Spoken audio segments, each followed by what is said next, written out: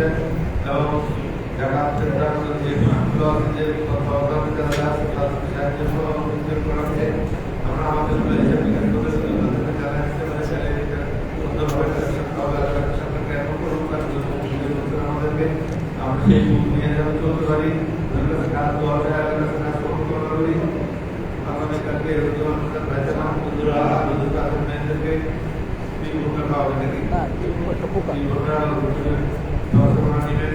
এবং আজকে মাসুদ ইব্রাহিম শফিক এবং হাফিজ সাহেবকে যে ব্যবস্থা নিয়েছে এই ব্যবস্থা আমরা সফল করতে পারি, ওদের কাছে কাজ দেওয়া যায়, কাজ কামনা করি দেওয়া যাবে।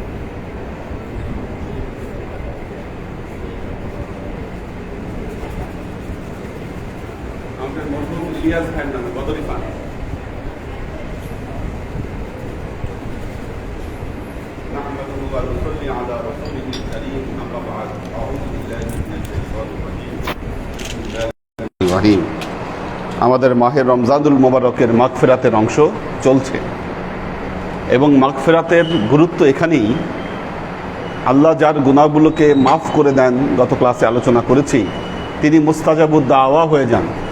আল্লাহ তার সকল দোয়াকে আল্লাহ কবুল করে নেন। এই জন্য খুব বেশি দোয়া না চেয়ে আল্লাহ নবী মা আয়েশাকে শিখালেন, তার উম্মতকে শিখালেন, বেশি বেশি আল্লাহর কাছে ইস্তেগফার করো, তোমার গুনাহগুলোর মাফ চাও, তাহলে আর কিচ্ছু চাওয়া লাগবে না, সব আল্লাহ পূরণ করে দিবে। এই গুনাহ মাফের যে কয়টি মাধ্যম রয়েছে তার মধ্যে অন্যতম একটি মাধ্যম হলো দান।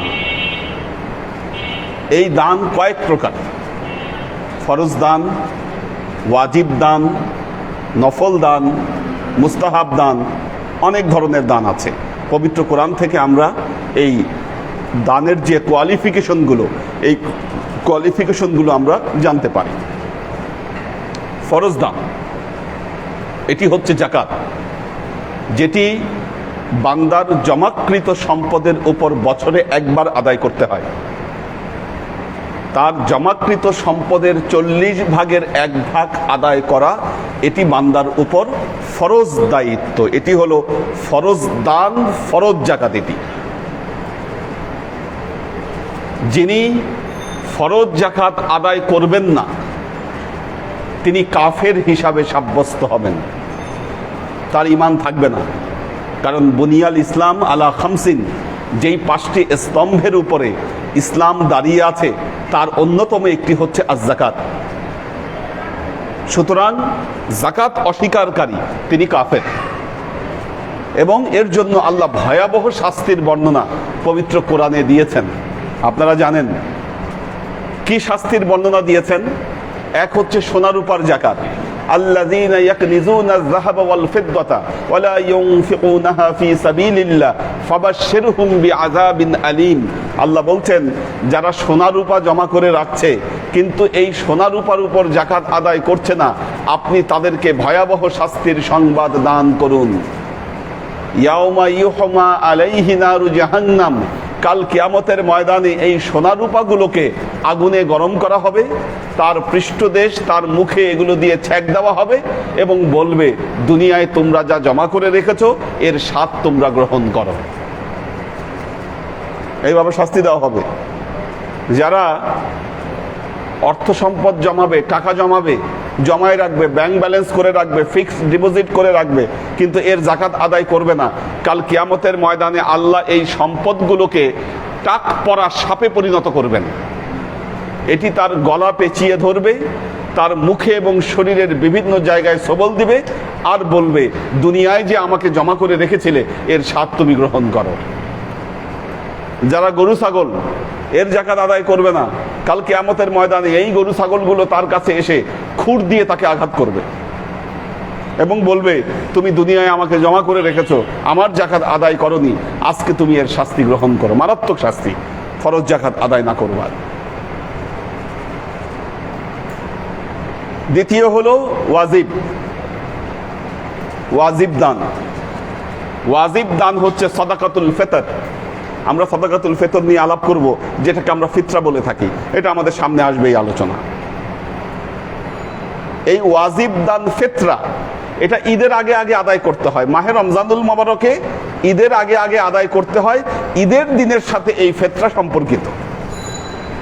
ফিতরা সম্পর্কিত ঈদের দিনের সাথে। যে ফিতরা আদায় করবে না, সামর্থ্য থাকা সত্ত্বেও তার রোজা আল্লাহর দরবারে পৌঁছাবে না, ঝুলে থাকবে, তার রোজাকে গ্রহণ করা হবে না। রোজাদারের রোজার পবিত্রতার জন্য এই ওয়াজিব দান তাকে আদায় করতে হবে। নফল দান। নফল দান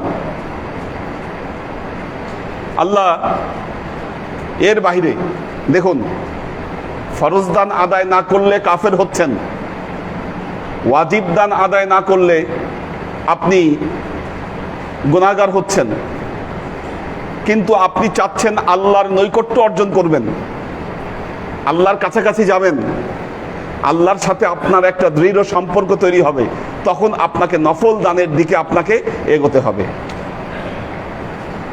লান তানালুল বিররা হাত্তা তুনফিকু মিম্মা তুহিব্বুন। আল্লাহ বলছেন, কোশ্চিন কালেও তোমরা পুণ্য অর্জন করতে পারবা না যতক্ষণ না পর্যন্ত তোমাদের প্রিয় বস্তু আল্লাহর রাস্তায় তোমরা ব্যয় না করবা। এছাড়াও প্রতি মুহূর্তে আল্লাহ চান বান্দা যেন দানের দিক থেকে এগিয়ে আসে। অমিম্মা রাযাকনাহুম ইউনফিকুন। বান্দাকে আল্লাহ যে সম্পদ দিয়েছে, এই সম্পদ থেকে যেন বান্দা আল্লাহর রাস্তায় দান করে, এই ব্যাপারে উৎসাহিত করা হয়েছে। আর মাহে রমজান, যেটি ক্ষমা প্রার্থনার মাস, কি এই মাস বান্দার খালি হবার মাস। এটা বান্দার খালি হবার মাস। প্রাচীন কাল থেকেই কিন্তু মানুষের ভেতরে এই চর্চা জারি ছিল। মানুষ রমজান মাসে নিজেদেরকে নিঃস্ব করে দিত। আল্লাহ আমাদেরকে তৌফিক দান করুন, আমরা যেন দানের মাধ্যমে আল্লাহর নৈকট্যকে হাসিল করতে পারি। এ তৌফিক আল্লাহ আমাদেরকে দান করুন।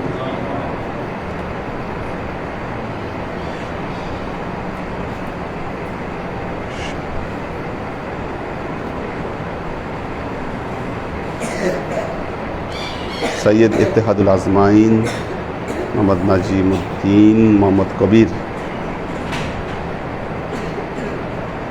আমিনুল ইসলাম বাপ্পি, মনিরুজ্জামান মনির, রাজিয়া সুলতানা ফ্লোরা, লুনা তাবাসসুম লুবনা, মাহফুজুল হক উজ্জ্বল, শাকির ইবনে খলিলুল্লাহ, মীর মোহাম্মদ ইব্রাহিম, HK কনক, মাহফুজুল হক উজ্জ্বল, তাহমিনা ইয়াসমিন, মোহাম্মদ রফিক রুমি, শহীদুল ইসলাম মামুন,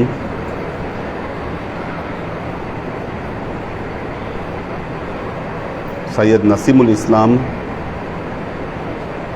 শামসুস সাদিকিন, ফারহান আহমেদ, পপিয়ারা জামান সুমি, নাজিমুদ্দিন ভাইয়ের ফ্যামিলি আছেন,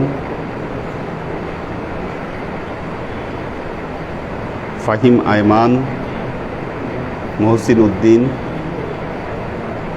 আবির আহমেদ কলকাতা থেকে, সৈয়দ আমরিন শরীফ। আল্লাহ সবাইকে ভালো রাখুন, সুস্থ রাখুন।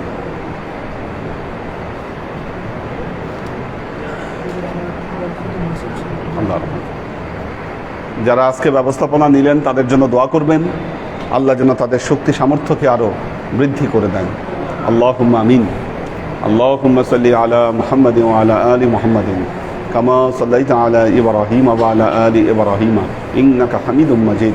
আল্লাহুম্মা বারিক আলা মুহাম্মাদিন ওয়া আলা আলি মুহাম্মাদিন কামা বারাকতা আলা ইব্রাহিম ওয়া আলা আলি ইব্রাহিম ইন্নাকা হামিদুম মাজিদ। রব্বানা ظلمنا أنفسنا وإن لم تغفر لنا وترحمنا لنكونن من الخاسرين.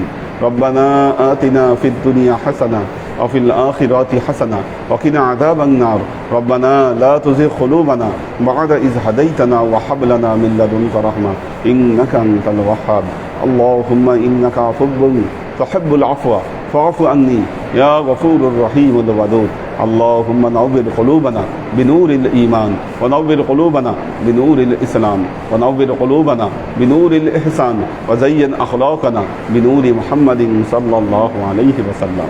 اللهم إنا نسألك علما نافعا رزقا واسعا عملا مقبولا شفاء من كل داء قلبا خاشعا ذهنا ذاكرا إيمانا كاملا توبة قبل الموت راحة عند الموت ونجاة بعد الموت.